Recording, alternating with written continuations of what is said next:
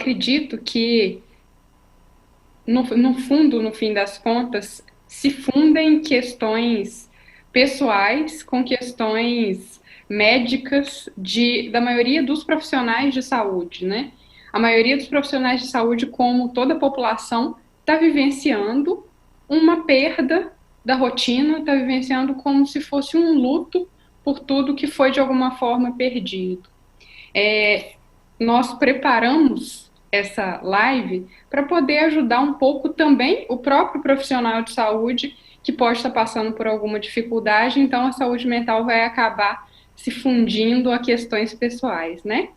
Eu queria ouvir um pouquinho a respeito sobre o que você tem percebido na prática clínica, de como que foi a reação das pessoas diante de tudo isso, diante de todas as mudanças, se você viu aumento de algumas doenças mentais.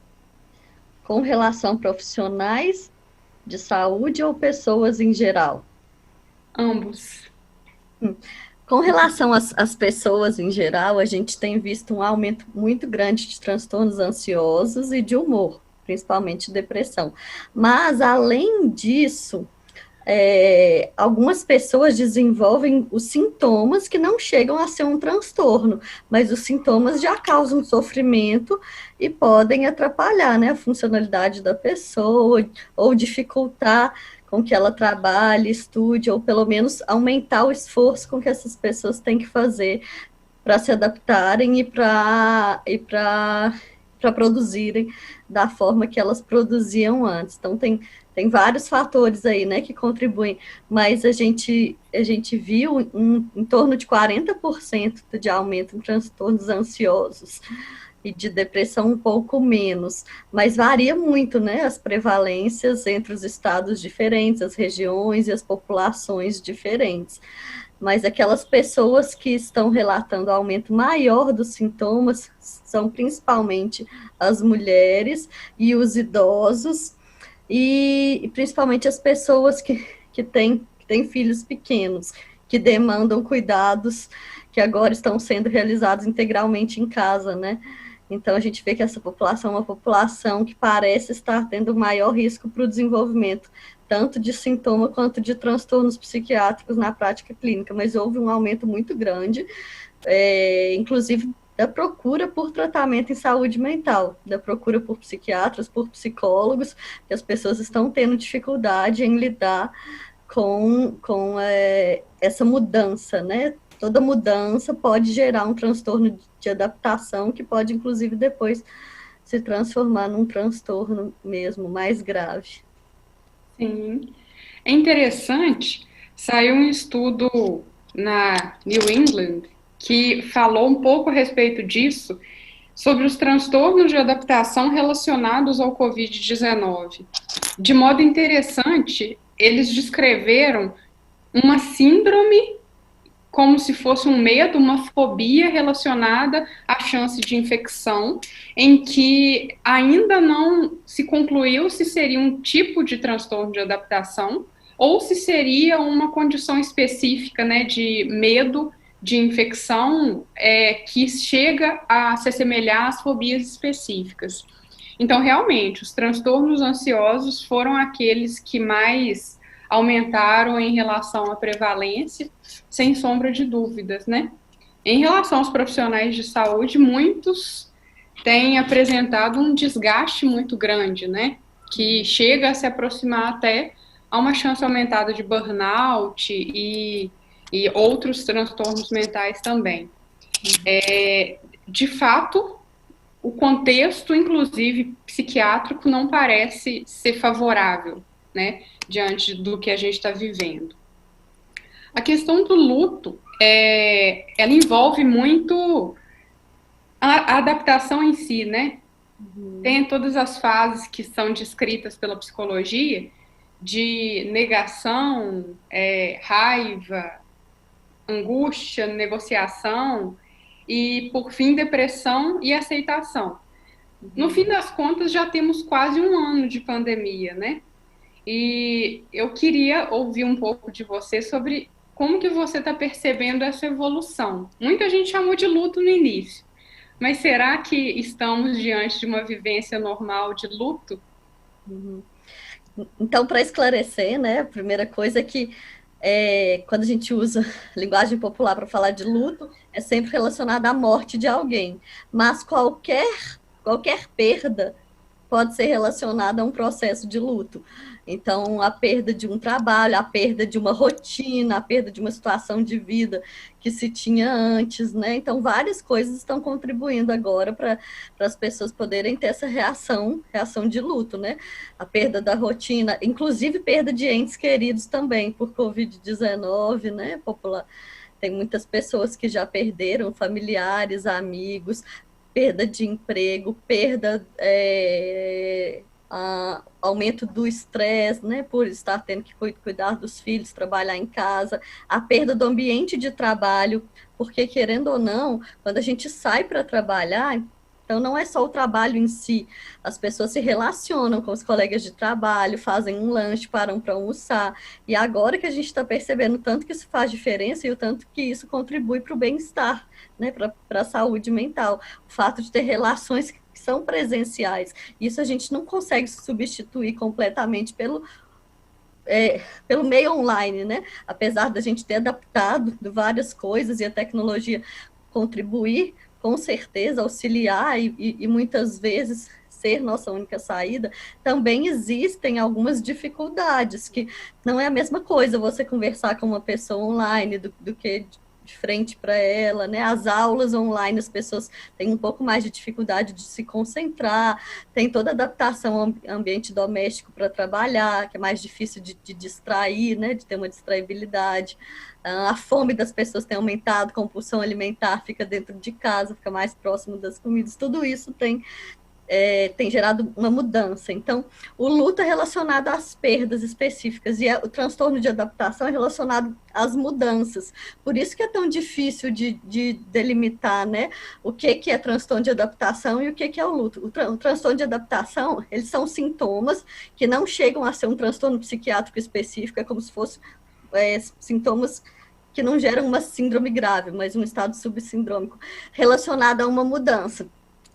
Teoricamente, né, na literatura, ele começa em até 3 meses após o início de alguma mudança e tem o fim até 6 meses após o fim da mudança ou após a adaptação daquela pessoa à mudança, porque às vezes a situação ela muda e permanece e aí a pessoa ela se adapta e para de ter os sintomas do transtorno de adaptação. Eles podem ser sintomas ansiosos ou depressivos ou alteração de conduta, a pessoa ficar mais agressiva ou mais irritada, mais explosiva, né?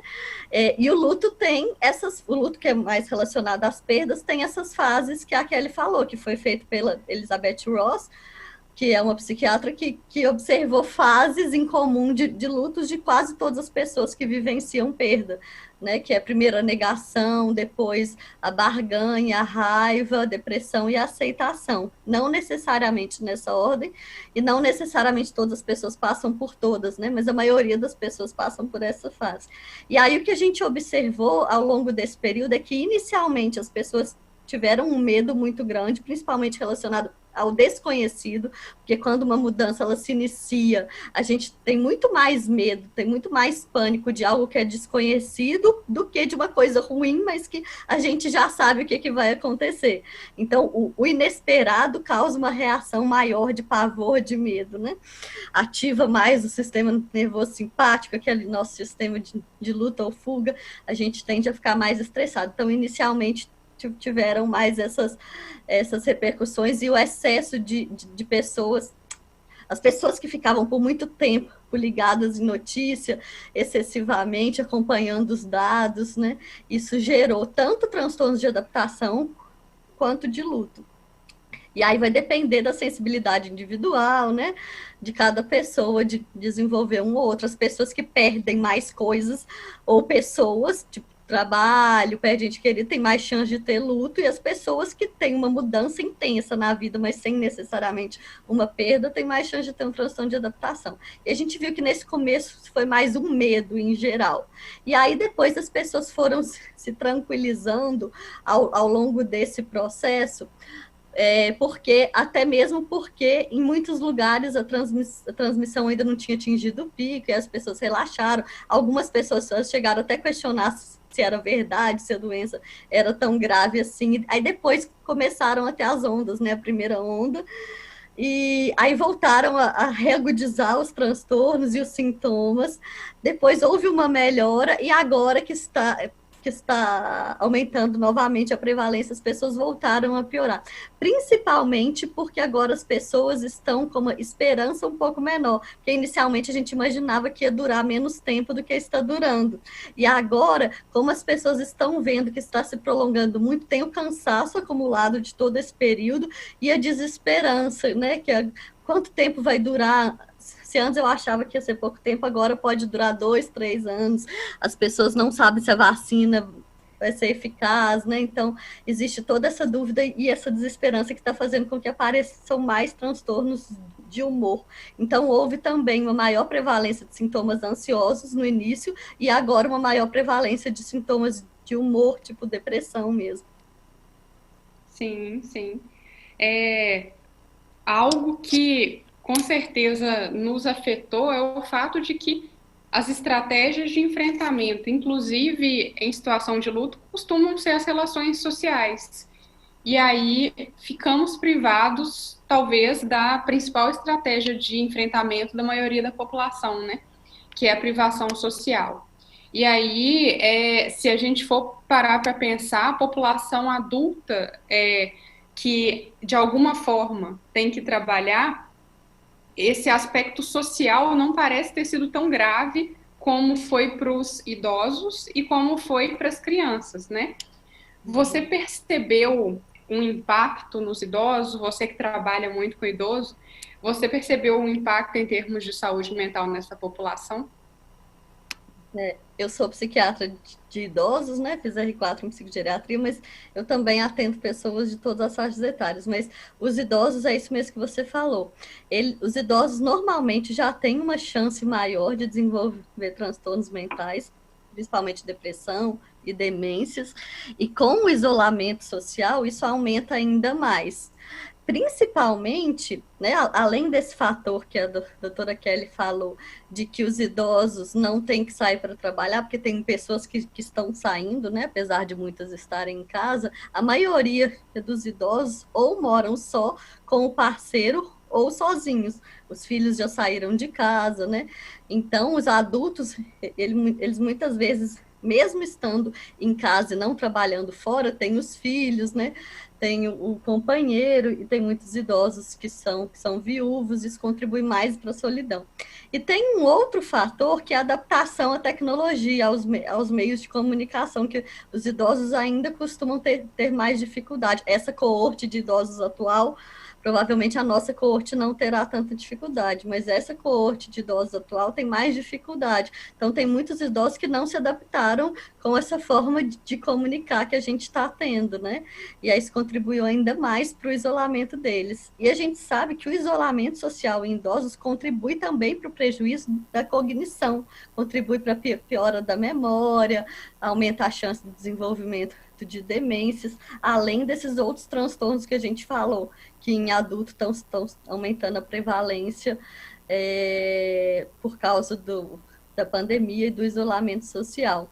Mas, apesar disso, apesar dos idosos constituir uma população de risco, que tem um aumento ainda maior do isolamento, eu estou tendo na minha prática clínica muitos adultos que estão relatando uma maior sentimento de solidão e de tristeza por causa da solidão.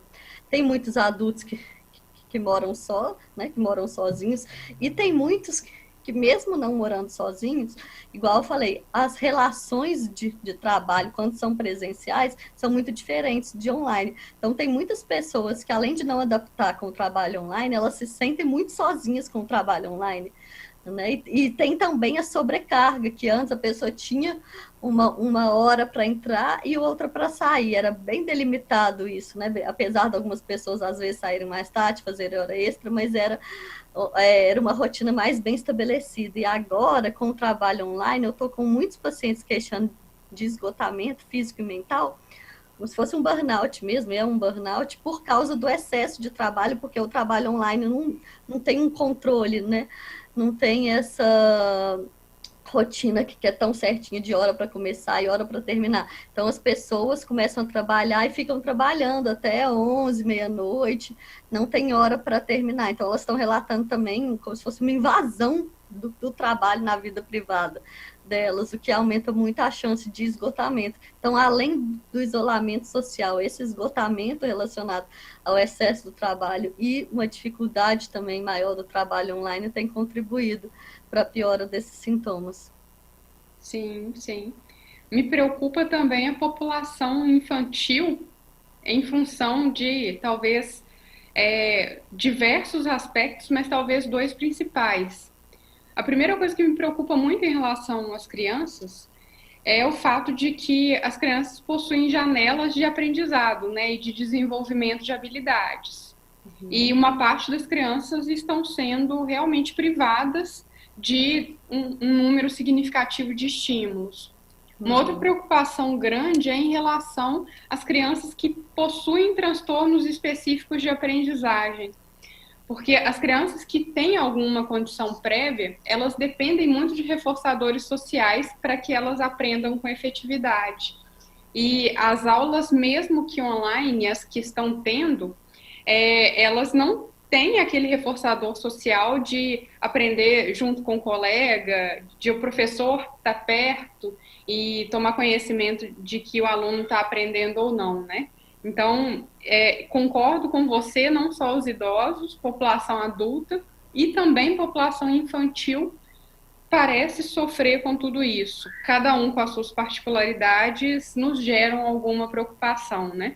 E aparentemente as nossas preocupações são compatíveis com o que a epidemiologia nos traz também de informação, né? De aumento de estresse em criança, percepção de eficácia da aprendizagem reduzida e também uma falta enorme da socialização que era promovida no ambiente escolar também, né? Uma coisa que a gente não pode deixar de pensar é na saúde do trabalhador em si. Talvez, principalmente, a saúde dos profissionais que trabalham diretamente com saúde. E o que você anda percebendo dessa população, desse grupo? Dos trabalhadores em saúde, trabalhador de saúde? Sim. Entre os trabalhadores de saúde, né, além de estarem passando pelo que a maioria da população está passando, eles ainda têm um sentimento de uma sobrecarga maior e um sentimento tanto de culpa quanto de responsabilização pelo que está acontecendo. Por mais que a gente saiba que não são os profissionais que são responsáveis, eles se sentem responsáveis por cuidar dessas pessoas e sentem uma tristeza muito grande diante do que está acontecendo, se sentem impotentes com relação ao que está acontecendo, quando falta leito, quando falta oxigênio, por exemplo, igual faltou em Manaus, né, está faltando. Então, essa sensação de impotência, né, de não ter o que fazer, ou de tentar e não conseguir, ou de tentar e não ter leito, isso gera aumenta a chance de ter burnout. Então, os profissionais de saúde, principalmente o burnout, é o que mais aumentou, que é essa síndrome de esgotamento físico e mental relacionado ao excesso de trabalho ou excesso de pressão durante aquela atividade profissional. Então, eles também estão trabalhando por mais horas, profissionais de saúde, né? Além da carga emocional estar mais intensa. E, além disso, tem o medo de se infectar, né? Que essas pessoas se expõem com mais intensidade ao risco de contaminação. Tem também os profissionais que moram com pais idosos, que convivem com idosos, né? Tem profissionais que convivem com pessoas que têm doenças crônicas. Então, além disso, ainda tem o sentimento de culpa por estar aumentando o risco de contágio das pessoas com quem eles convivem. Então, eu conheço vários profissionais de saúde, médicos, enfermeiros, que estão alugando apartamento para ficar longe da família, para proteger a família, os filhos, os pais, etc., mas só que isso também aumenta, por outro lado, a chance de adoecimento, porque eles ficam mais isolados. Então, é muito difícil de qualquer forma para os profissionais lidarem com essa situação. Fora também o luto, né, de perder pacientes, de perder a condição de trabalho que tinham antes. Sim, sim, com certeza. Em geral, um grande questionamento que eu acabei recebendo da população médica e de enfermeiros é em relação à dificuldade de comunicação com os pacientes em si, porque se por um lado a pessoa está estressada, o profissional está estressado, existe uma pessoa também estressada com expectativa de respostas.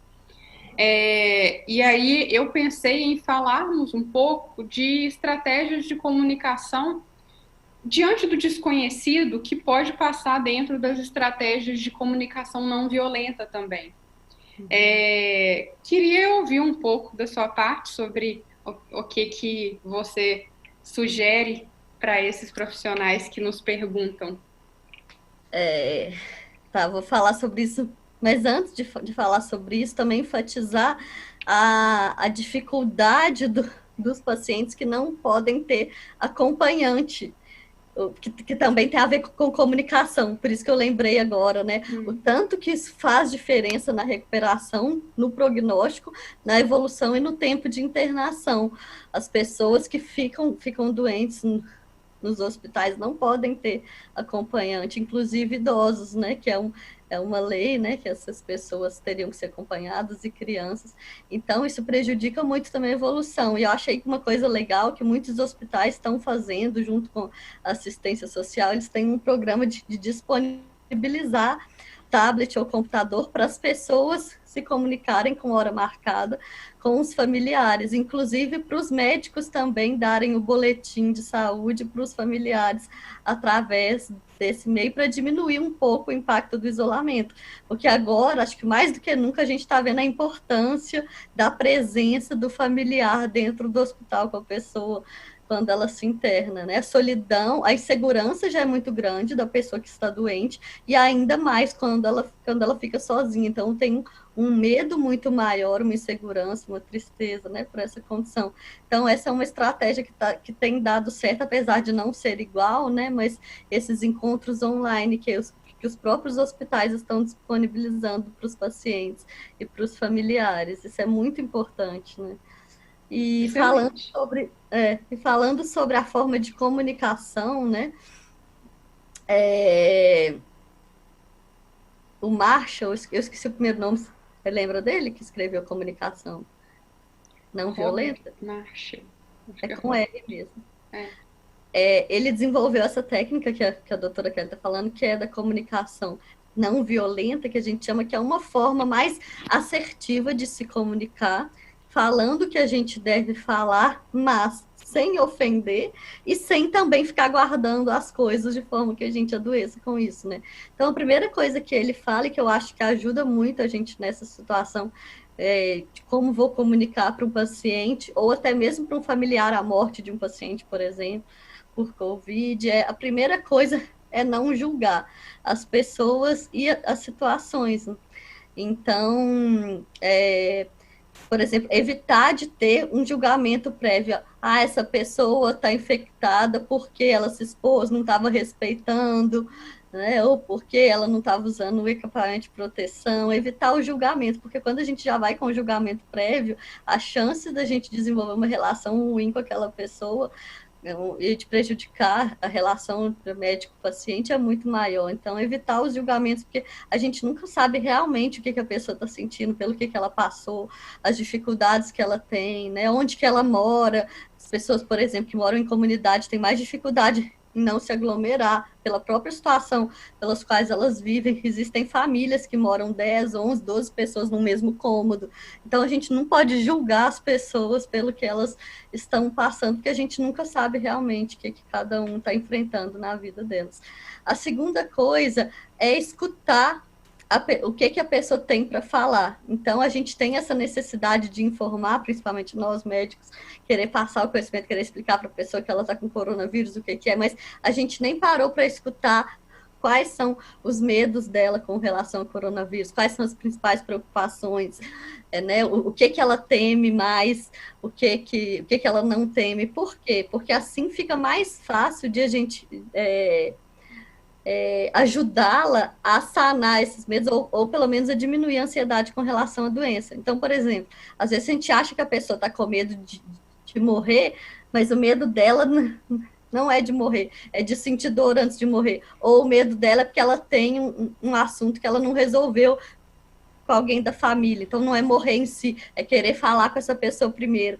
Então, a gente escutar o paciente, o que ele tem, os temores, os anseios, saber o que ele sabe com relação à doença, quais são as dúvidas que ele tem com relação à doença, porque aí a gente comunica o que ele está precisando de saber, e não o que a gente acha que a gente tem que falar. Eu acho que isso é muito importante.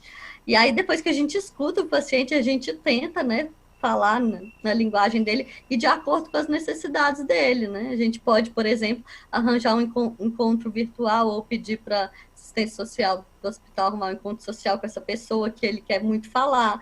A gente pode, por exemplo, tirar um mito que a pessoa tem sobre a doença, sobre o coronavírus, mas para isso, primeiro, a gente tem que escutar, antes de ter esse anseio de falar, escutar aquela pessoa.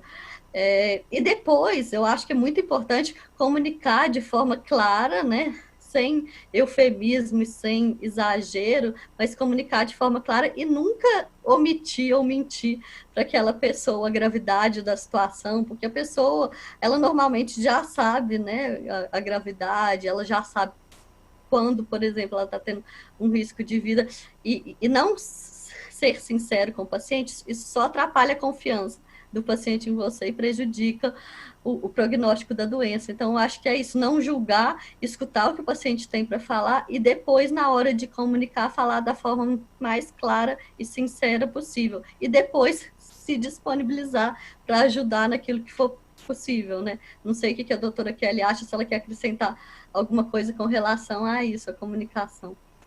Sim, concordo totalmente. Lembrei o nome, Marshall Rosenberg. Eu também lembrei. Enfim, eu concordo com você e algo que eu sempre coloco para alguns colegas é que nós nunca sabemos também qual é a regra do outro, né? Nós nunca sabemos o que faz com que essa outra pessoa tenha um conjunto de atitudes. Muitas vezes a pessoa chega estressada com algumas expectativas em relação aos profissionais de saúde, porque a regra da pessoa é que deveria ter uma solução mais imediata ou deveríamos ter uma resposta mais rápida ou imediata em relação a determinadas coisas, né? Então, a determinados assuntos, enfim. Eu acho interessante, sim, a gente falar de comunicação não violenta, porque um dos grandes elementos que reforçam o trabalho, que aumentam a alegria dos profissionais de saúde, também é o contato que nós temos com os pacientes, né? A relação médico-paciente, ela é muito importante até para a satisfação de trabalho. E quanto melhor tiver a comunicação, melhor vai ser a satisfação no trabalho, talvez, né? Ainda que não dependa só dessa variável, mas sem sombra de dúvidas, eu acho que a gente precisa de entrar nesse tópico.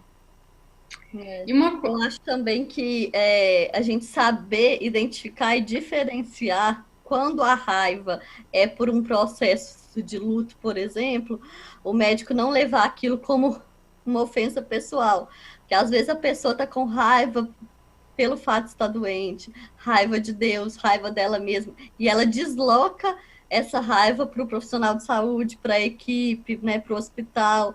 Então, a gente tentar não identificar isso como uma ofensa pessoal, como ah, ele tá achando que eu sou um médico ruim. Não é isso, é só uma fase do luto que ele tá vivenciando, que é a raiva, e ele desloca isso para você, que é a pessoa que está mais próxima dele, ou que configura uma relação de autoridade, entre aspas, ou de maior conhecimento, né? Que está tomando as decisões ali, então ele tende a te culpar, mas na verdade não é isso que ele está querendo. Eu acho que isso é importante também, né? A gente saber identificar o que é que se direciona a nós por um deslocamento da pessoa e o que, que é mesmo nossa responsabilidade ou nossas alguma coisa que a gente tem errado, né? Nesse sentido. Uhum, sim, com certeza. Então, assim, sem contar com o fato de que existem manifestações neuropsiquiátricas pela própria infecção, que pode envolver a irritabilidade, a raiva. E aí eu também queria ouvir da sua parte um pouquinho sobre isso, né? Sobre o que você está percebendo na sua prática clínica em relação às pessoas que estiveram infectadas recentemente em termos de manifestação neuropsiquiátrica. Uhum. A principal de todas, manifestação neuropsiquiátrica, principalmente quando os pacientes se internam e principalmente quando eles estão mais graves, internações em UTIs, é o delirium, né, que é aquela síndrome aguda de rebaixamento do nível de consciência que causa um estado de confusão mental e que oscila ao longo do dia, com uma piora característica no final da tarde, início da noite, e que geralmente é relacionada a uma causa orgânica, nesse caso, a infecção, né, pelo vírus. Então, está sendo muito comum esses quadros de delirium, que a gente não pode confundir com delírio, né, que é uma alteração aí do conteúdo do pensamento causado por perda ou prejuízo do juízo de realidade. Então, são duas coisas diferentes. E o delirium, a pessoa pode ficar ou mais agitada ou mais lenta, ou as duas coisas ao mesmo tempo, mas gera um estresse muito grande, né, para os cuidadores, para a família e para os profissionais de saúde. A pessoa pode alucinar, pode delirar, e normalmente é um quadro agudo, que quando passa a infecção, ou quando a pessoa melhora, ou quando a pessoa volta para casa, isso tende a melhorar. Mas tem alguns casos que a gente vê um delírio que é protraído, né, que dura mais tempo, principalmente quando a pessoa já tem uma demência, que é um fator de risco para ter delírio também, né, e para piora da gravidade do delírio. Então, nessas pessoas tem mais chance de o delírio perdurar por mais tempo e acabar atrapalhando muito a qualidade de vida dessas pessoas e dos cuidadores, até quando as pessoas voltam para casa. Então, o delírio é um dos transtornos que tem mais prevalência neuropsiquiátrica nessas pessoas com infecção pelo coronavírus. Não sei o que você está vendo, né? Se você tem observado isso também. Sim. Eu eu trabalho muito com a população adulto jovem, e a população adulto jovem, eu atendo de 0 a 120, né? Mas assim, a população adulto jovem, por uma boa parte, não apresentar, não chegar na fase inflamatória, não chegar a ter uma manifestação tão grave, eles ainda assim acabam tendo manifestações que são neuropsiquiátricas, que são descritas, mas não chegam ao delirium. Eu tenho visto muito sensação de esquecimento e cabeça vazia, aquela sensação de que a atenção não parece estar preservada, irritabilidade, algumas pessoas com algumas reações agudas de ansiedade diante de alguma manifestação ainda depois, do tipo acordou com o nariz congestionado, depois de já ter passado a fase aguda, elas têm manifestações ansiosas que lembram um pouco a reação aguda ao estresse, irritabilidade, tristeza e sensação de vazio. Esses sintomas, eles foram descritos também pela gripe causada pelo H1N1. E, da mesma forma, nós estamos encontrando também nas populações infectadas pelo vírus, pelo coronavírus. Então, eu percebo que parece que, de alguma forma, as manifestações neuropsiquiátricas mais brandas se assemelham um pouco ao que já foi descrito pela influenza, mas os grupos que já foram estudados em relação à manifestação neuropsiquiátrica, a dificuldade de evocação de palavras e a sensação de dificuldade de concentração parece ser mais frequente nas pessoas infectadas pelo Covid-19. Então, até a população mais jovem tem sofrido, né, em termos cognitivos. Uhum.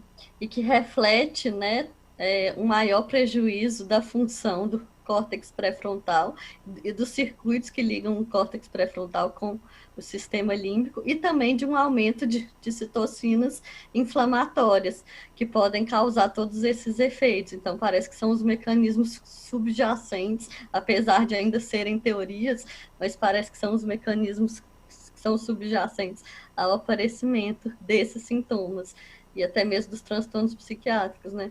E já que a doutora Kelly citou a reação aguda ao estresse, né?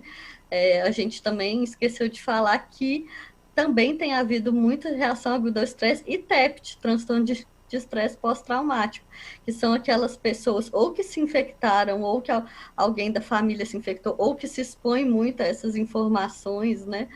Que tem sentido, né? Os sintomas do transtorno de estresse pós-traumático ficam rememorizando, né? Ficam revivendo o tempo todo a situação da infecção pelo coronavírus na cabeça, tem pensamentos intrusivos, tem pesadelos relacionados a isso, ou tem uma ansiedade muito grande quando escutam alguma informação, evitam qualquer coisa relacionada ao tema, né, de coronavírus, estão mais excitados, com mais reação de sobressalto, se assustam à toa, todos esses são, e tem mais uma dificuldade de conexão emocional com as pessoas, mais dificuldade de sentir mesmo as emoções, tudo isso faz parte do quadro do TEPT, né? A diferença da reação aguda ao estresse para o TEPT é mais só o tempo de duração, né? Então, a partir de um mês de sintoma, além de um mês de sintoma, a gente fala que é TEPT. E a gente tem visto também que tem muitos pacientes que estão tendo TEPT porque se infectaram com coronavírus, ou alguém que é muito significativo para ele se infectou e faleceu, ou teve uma infecção muito grave. Então, isso também tem que ser citado, né? Sim, com certeza. No fim das contas, é meio difícil nós separarmos o que é uma reação psicossocial, e o que é uma reação biológica e como elas dialogam, né? Acaba que a própria infecção traz modificação no funcionamento cerebral e a condição social também, a vivência em termos de sociedade também nos traz modificações.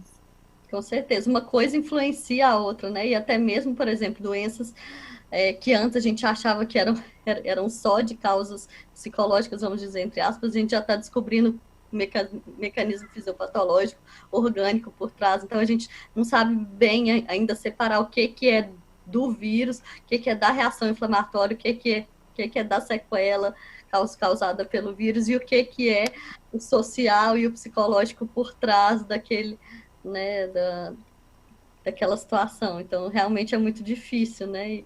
E o que a gente consegue perceber, tanto na psiquiatria em geral quanto na situação que a gente está vivendo, é que corpo e mente são um só, né? Cada vez mais a gente vê isso. A mente influenciando o corpo influenciando a mente, então está sendo muito difícil separar mesmo as duas coisas. E realmente eu acho que é porque é indissociável mesmo. Sim, sem sombra de dúvidas.